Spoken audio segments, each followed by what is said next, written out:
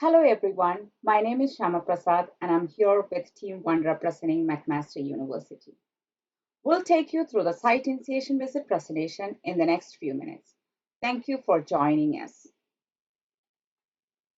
Our clinical trial is a double-blind, placebo-controlled, two-part study to investigate the dose-ranging safety and pharmacokinetics, followed by the efficacy and safety of cannabidiol in children and young adults with Dravet syndrome that has been approved by Health Canada and RAB. We will be discussing the following topics: the roles and responsibility of different members in the site and communication flow. Protocol overview explains the type, objectives, goals, recruitment plan, and eligibility criteria of the study. In general study procedures, we'll give a detailed explanation of patient walkthrough, study visits, and schedule of events. The safety section covers the definition and procedures related to collecting and reporting safety-related data. For data collection and source documents, we'll be explaining the method and their importance respectively. Investigational medical product includes all the relevant information about our study drug. Clinical monitoring provides you with a detail of contacts, responsibility, frequency, and close-up procedures. Investigator site file review to ensure the study compliance, and finally, closing and reviewing action items explains the steps, actions, and documentation to close out the trial. The roles and responsibility of site members. First, the principal investigator is responsible for conducting the clinical study on the site as per the protocol, informed consent and assent and enrollment process of the patient, ensuring the data integrity, the right safety and well-being of the study patients are protected, oversight of the study activity, and site personnel. Co-investigators' responsibility includes confirming the eligibility of patients by screening procedures, prescription of the study drug, and the serious adverse events grade identification. Study nurse responsibility are to check concomitant medication, any AE, vital signs, patient treatment, physical assessment, and collection of data to the source document. Clinical research coordinators' responsibility are patients recruitment, screening procedures, training caregivers to fill interactive voice response system and daily diary, case report form filling, packing and shipping of blood samples to the central lab, following the screening procedures, and to schedule and remind the study visits to patients, ensuring the safety of enrolled patients, continuing participation, ensuring the trial is conducted ethically, and maintaining proper and up-to-date documents, monitoring the trial procedures and ensuring all documents are checked and updated before the inspection and the study closure. The ethic coordinator's responsibility lies in the maintenance and submission of regulatory documents and safety reporting. Pharmacists will be responsible for the storage, dispense, accountability, and further requirements of IMP. Laboratory staff responsibility include the collection of blood and urine samples. Clinical research associates' responsibility is to monitor the study and data collection, double-check the data collected with source documents. You're welcome to contact the GWP vendors. The name, email, and phone numbers are listed below. For documents and monitoring related queries, please contact the CRA. And please contact the ESC for the screening and confirmation of Dravet syndrome. The pharmacovigilance department will guide you concerning adverse events related queries. For IP orders, dispense, and additional supplies, please contact GW Pharmaceuticals. For any queries related to blood and urine sample transportation, please contact Central GW Laboratory for more details. Any question related to IVRS activation, randomization, audit, please contact the CTM. Hello everyone, I'm Jose Luis and I'm going to give you an oversight of our protocol.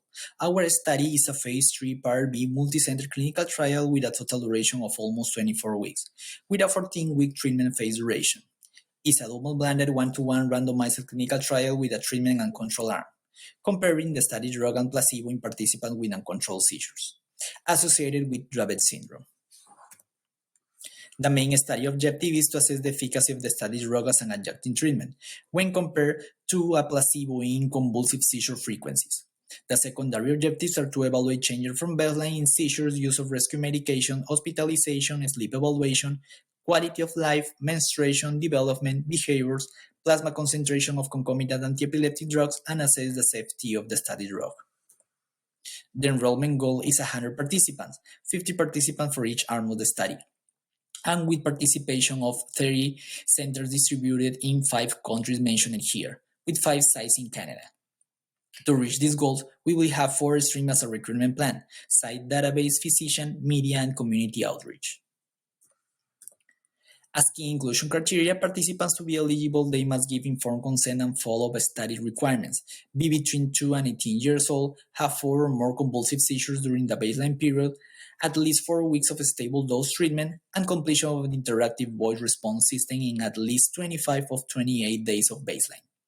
Here is the complete inclusion criteria list as per protocol section 6.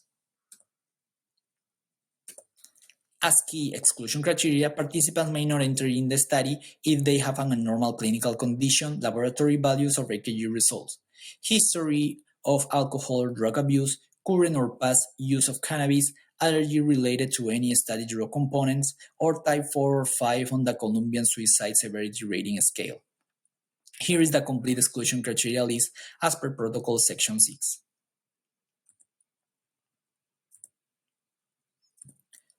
Let's talk about the schedule of events. The study will start with a screening evaluation, which consists of 1 on-site visit. After screening, the baseline period comes. The information about participant seizures will be recorded by the patient's caregiver at home for 28 days. Then, a baseline on-site visit will be held. Successful participants will be randomized in the same visit. Treatment period duration is 14 weeks. The initiation of the study drug will start at the end of the baseline visit. Participants will receive an start titration regimen of 11 days. The treatment period involves 4 on-site visits and 2 telephone calls, with a visit window of 3 days for each visit. After the end of treatment visit, B8 visit, the taper period will begin with a duration of 10 days. This will be interrupted if the participant decided to participate in the extended study. At the end of tapering, the participant will come to the study visit number B9. End of taper. Next, follow-up period starts with a duration of 4 weeks, with weekly follow-up safety calls and a last on-site study visit B10, which could be performed by telephone call as well. It's important to emphasize that informed consent must be obtained prior to studying any study-related procedures. The screening and baseline visit procedures are listed in this chart. Please refer to protocol section 9 to review it in detail. We must bear in mind that postural blood pressure will be assessed after 5 minutes in supine position and, if possible, 2 minutes in a standing position. Also, blood pressure must be recorded in the same arm throughout the study.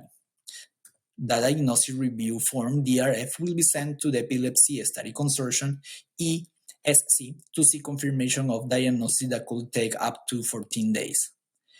The DRF will include a detailed description of the participant's seizures, behavior before the seizure, possible triggers during the event, changes in muscle tones, movement, automatic or repeated, the color of the skin, loss of urine or bowel control, alteration of awareness, part of the body involved, and seizure classification. Any patient identifiers need to be redacted. The SCN1A analysis will be carried out only if the mutation status of SCN1A is unknown, preferably at the screening visit. However, blood samples for this analysis can be taken at any visit during the study. Pregnancy tests will be done only in women of childbearing age. Tanner staging between 10 to less than 18 years old or elderly if clinically indicated. Caregivers of female patients should be asked about menstruation. We have to have in mind that 3 to 5 working days after the visit, the lab result will be received and participants with abnormal values will be notified by telephone and will be withdrawn for the study. This is the list of questionnaires that will be assessed. I would like to point out the following. Sleep disruption. If the main caregiver is not available at the appropriate visit, then this information can be captured over the telephone within 3 days. Quality of life in childhood epilepsy, COLSI, in children between 4 to 18 years old. Columbia Suicide Severity Rating Scale, CSSRS, will be due preferably in children of 6 years of age and older and capable of understanding and answering questions. A screening visit walkthrough. The first step is the unique participant number, UPN, and demographics. The principal investigator will allocate a UPN for each participant. From here, only the UPN will be used for identifying the participant. The CRC will complete attendance log and will obtain demographic information from the patient. This confirms because it is basic information of participants. Next, vital signs and postural blood pressure will be measured by the study nurse as well as the EKG technician will perform EKG. These procedures will be done in the triage room and come before the patient meets the principal investigator to evaluate the result for eligibility. After that, medical history, concomitant medication, and CSSRS will be performed by the principal investigator in the physical examination room. The principal investigator will evaluate and compare until this point the results with exclusion criteria before continuing. In the same room, the principal investigator will perform the physical examination. Then laboratory blood and urine samples, SCN1A test, THC screen, and pregnancy test will be performed by the study laboratory technician in the sampling room part of the laboratory area. Please ensure to do all non-invasive evaluations before performing invasive live blood testing. Finally, the CRC will gather all the information to complete the DRF and CRF based on the source document filled in each procedure. The CRF should be completed within 5 days. The principal investigator will evaluate if the DRF and CRFs are completed correctly. The principal investigator will send an email with the DRF to the ESC for Dravet syndrome confirmation. Also, the principal investigator will decide if the participant will continue to the baseline period. The CRC will train eligible participants' caregivers for using IBRS and how to complete the daily diary. Now, baseline visit walkthrough. At this point, the principal investigator will have a confirmed diagnosis of Dravet syndrome provided by the ESC. The CRC will review the IBRS data for more than 4 convulsive seizures and at least 25 data entry during baseline period. Also, the CRC will complete the attendance log of the day.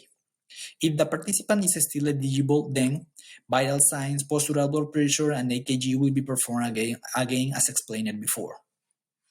Next step, with the procedures done by the principal investigator remain the same as a screening visit, but in addition, information about hospitalization, usage of rescue medication, adverse event, and menstruation will be asked. In addition, also, tender staging will be performed. Eligible participants until this point will continue. Next, about laboratory procedures, instead of SCN1A analysis, insulin-like growth factor 1 levels will be measured. In addition, the laboratory technician will draw a NOP sample for plasma antiepileptic drug concentration too. If the participant is eligible, the CRC will randomize them in the IBRS in the office room. I would like to emphasize that sites need to confirm eligibility once they receive the lab result from the central lab too. The CRC will ask only eligible participants to go to the mirroring room for the next step. The following questionnaires that can be seen in step 7 will be completed by the caregiver in the meeting room. The CRC will be present there to answer any doubts the caregiver may have about the questionnaires. The CRC will complete the CRF within 5 days based on the source document, and the principal investigator will ensure that the CRF is correct and will sign it. The principal investigator will allocate a dosing schedule to eligible participants, and the dosing schedule will be explained by the CRC to the participant. The study drug will be dispensed by the pharmacist in the medication delivery area. The treatment visits, including the taper period and follow-up and the respective procedures at each visit, are listed in this chart. Please refer to Protocol Section 9 to review it in detail. Now, treatment visit walkthrough. Almost the same steps as baseline visit will be followed during the treatment visits. The steps and procedures depend on the number of visits performed based on the schedule of assessment. For example, there are more procedures in visit B8 than other visits. I would like to accentuate that the IBRS and participant diaries will be reviewed at the beginning of each on-site visit. Caregiver impression of the study drug palatability or IMP palatability questionnaire is included here. About telephone call walkthrough, which includes visit B5, B7 safety calls, and optional B10 as this visit can be performed by call or on-site. That during the safety telephone calls, the CRC will obtain information in the following order. Concomitant medication. As this information is easy to remember because it's current, it will be asked first. The CRC will record information in the concomitant medication log, including the drug name, dose unit, how it's indicated, dose form, route of administration, and start date. Second, the CRC will ask about epilepsy-related hospitalization, about where and number of hospitalizations, start and end date, usage of rescue medication, and will be completed in the hospitalization log part in the CRF.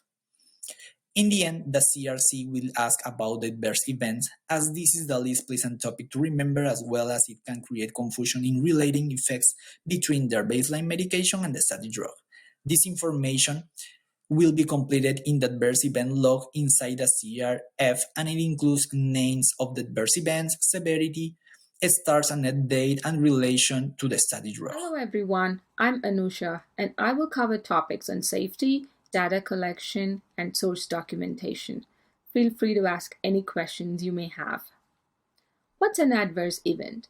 An adverse event in our study is defined as any new unfavorable event that happens from the time of screening to the last safety follow-up visit.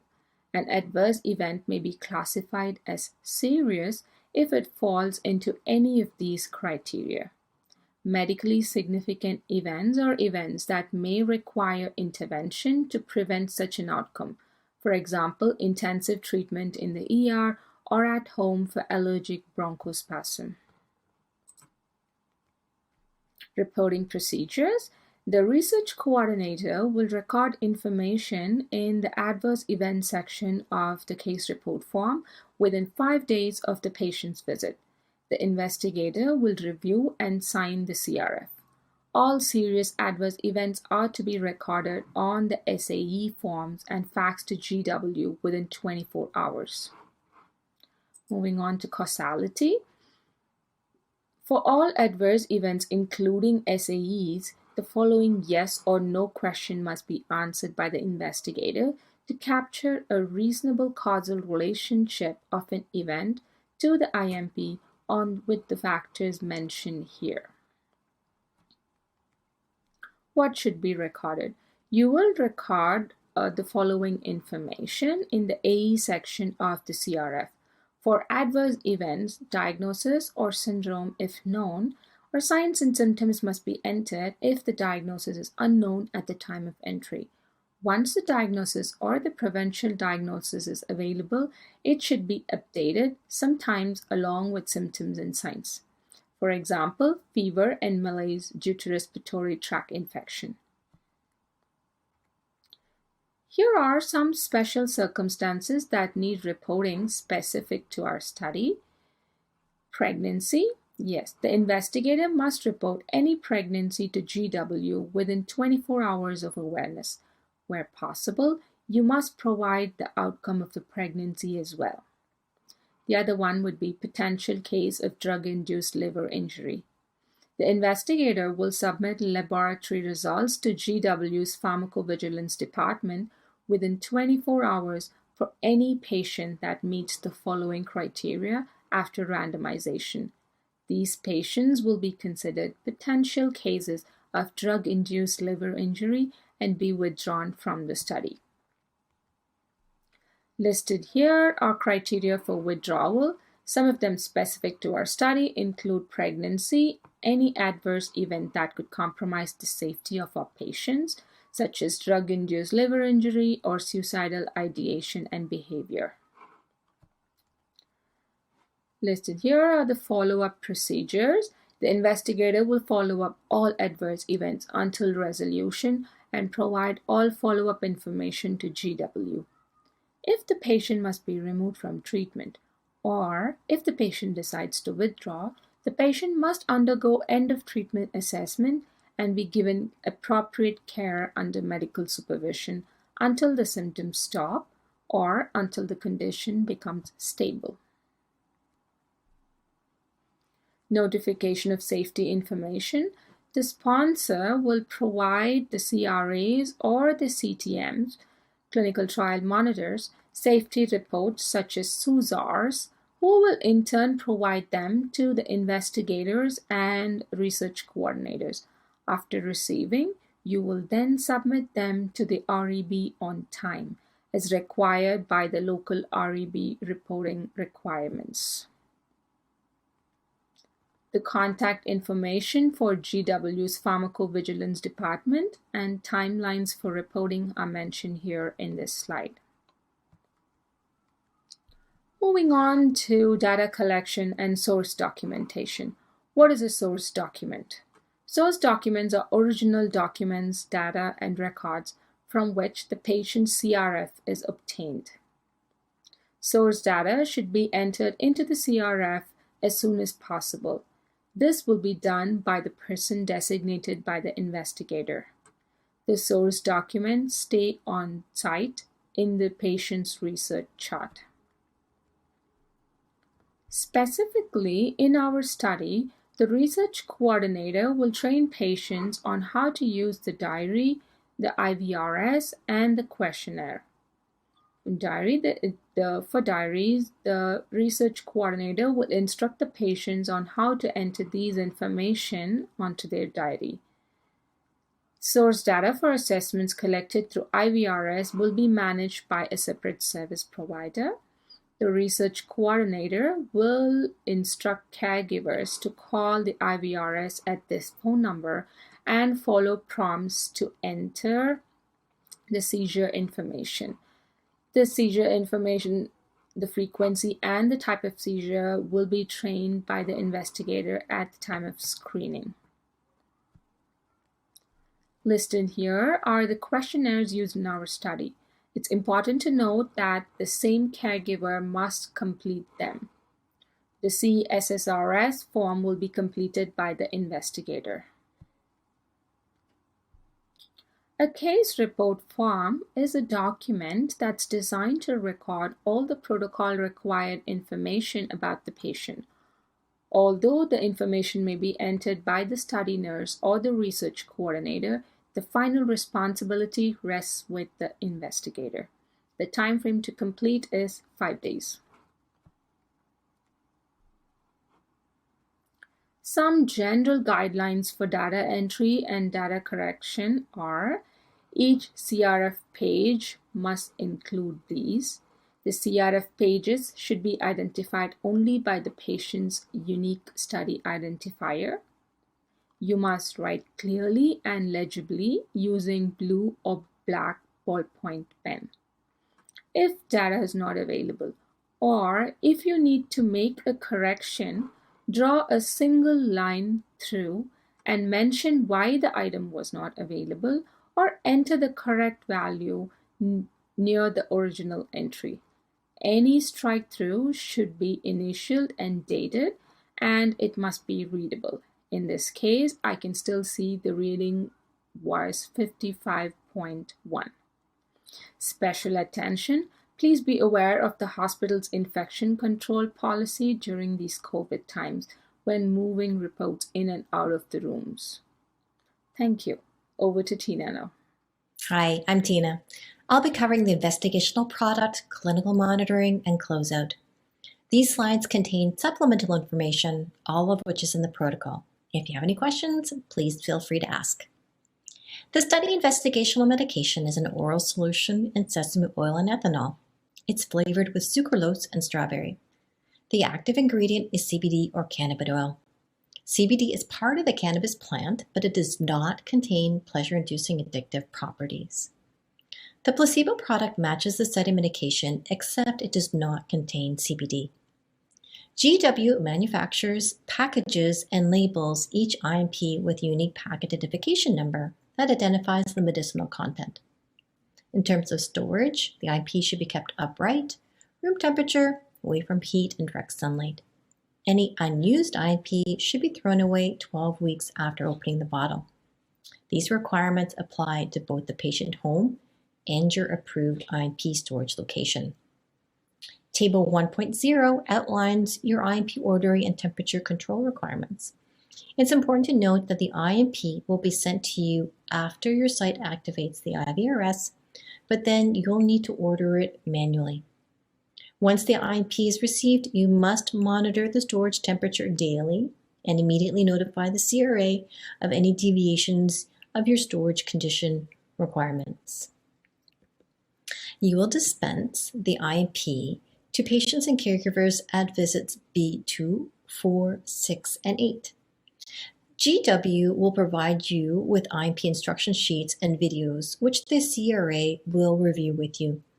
These resources should be provided and carefully reviewed with patients and caregivers. Some of the most important aspects you should emphasize with patients and caregivers are to use the syringe provided with the IMP. Take the IMP twice daily. The medication is to be swallowed. Record usage. Titration adherence will be monitored for safety. And take the IMP with concomitant medications only as you've directed. You should let them know to follow the dosing instructions carefully. The dose starts low, titrates up to a target dose that should be maintained for the treatment period. Then it is titrated down slowly. If the IMP is not tolerated well, the study investigator may stop or adjust the dosage. You should be clear that they are to only adjust dosing as instructed. Provide complete preparation, administration, and cleanup instructions. Collect all used, partially used, and empty IMP containers from patients and caregivers at visits B4, 6, 8, and 9. Send everything you receive to GW, or if you wish to destroy the IMP on site, this must be approved in writing. Reconcile the returned IMP with the reported usage and your projected usage. Discuss and document any usage discrepancies. You'll also maintain a drug accountability record. You will work with the CRA for IMP provision and storage and provide drug reconciliation statement to the CRA and GW at study end. Treatment assignment, unblinding should only occur if it is essential to make a medical management decision. Unblinding for any other reason is a protocol deviation. Table 1.0 outlines the options for information containment. You must ensure unblinding information is available when needed. If unblinding does occur, document the details and notify GW. The CRA is responsible for monitoring the safety and potential risks to patients and providing oversight on clinical trial quality. I've already discussed the CRA with regards to the IMP. This list outlines other CRA responsibilities. For instance, she will provide assistance and be a direct communication link between you and the sponsor. Every 4 weeks, her other responsibilities are to monitor for any protocol deviations and ensure that all important data is complete, legible, accurate, consistent, and recorded in a timely manner. There will be centralized and on-site visits as outlined in the monitoring plan. You are responsible for the items on this list, including enabling source data verification and inspection of your signed consent forms, CRFs, IVRS, patient diaries, all site records, patient medical records, and facilities. Also for resolving any identified errors, omissions, illegible documents, or deficiencies. When the study is complete, the CRA will conduct a closeout visit for quality assurance purposes to ensure that all necessary documents have been completed and are available for review. For your closeout procedures, you need to ensure that all your clinical trial activities are reported, recorded, and reconciled according to the protocol, your SOPs, good clinical practices, and applicable regulations. You've been provided with a study closeout checklist. The key activities you're responsible for completing are the collection of all outstanding patient data, including diaries and completed questionnaires and all study forms, trial documentation and a final review of all study documents, reporting and follow-up of all adverse events and serious adverse events, resolution of outstanding case report forms and queries, having systems in place for new queries, and a timeline for database lock, accountability and return of IMP and all lab supplies, and ROB notification of trial completion. Hello everyone, my name is Saurav and I will cover the topics on investigator site file review, closing and review of the action items. The investigator site file is maintained by the investigator and he has to ensure that the study is carried out as per the signed investigator statement, investigator plan, and all the relevant regulations.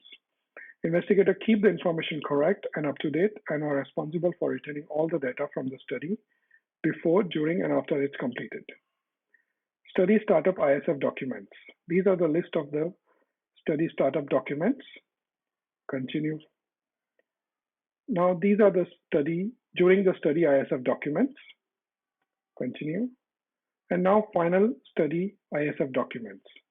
These are the final list of documents.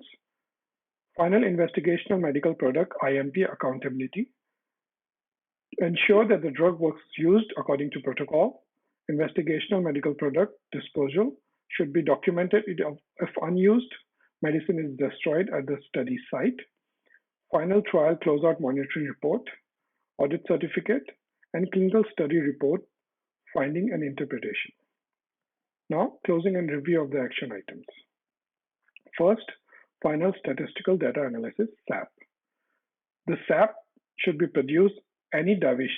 It should be produced any deviation from the original SAP and described. It will provide details on how the result is reported and presented. End of the study or study termination. If a study is terminated or suspended prematurely for any reason, the principal investigator must promptly notify REB in writing about the suspension, the grounds for the suspension, and appropriate measures taken to ensure proper safety and proper therapy and follow-up for the participants, and the procedure followed for notifying the participants. The investigator then sends notification, a copy to GW. Study closeout documentation. Confirm that all protocol deviation has been noted in a source and reported to REB as appropriate. The sponsor will ensure that all regulatory documents and data are completed, recorded, and stored. Confirm final deposition of investigational medical product was complete. Dissemination of the results. The GW ensure that there is a responsibility under the regulatory guidelines to ensure that the results of scientific interest arising from this clinical study are appropriately published and shared. The GW will publish clinical trial results in National Research Journal and countrywide publication. Developed a plan to ensure that the outcomes for the clinical trial to relevant institutions, organizations, and participants. Finally, archiving of the records. After the clinical study completion or termination, the GW should ensure that all the documents, including participants' enrollment log, site monitoring visit log, and delegation of authority log is complete. GW will ensure that the record retention for minimum of 25 years. Without a proper written agreement between GW and investigator, no study document should be destroyed. If investigator wanted to assign a study record to another party or move to another location, in that case, he or she has to notify GW in writing about the new responsible person and location. References. These are the references that we use in the slide. Carry forward. Thank you. And if you have any questions.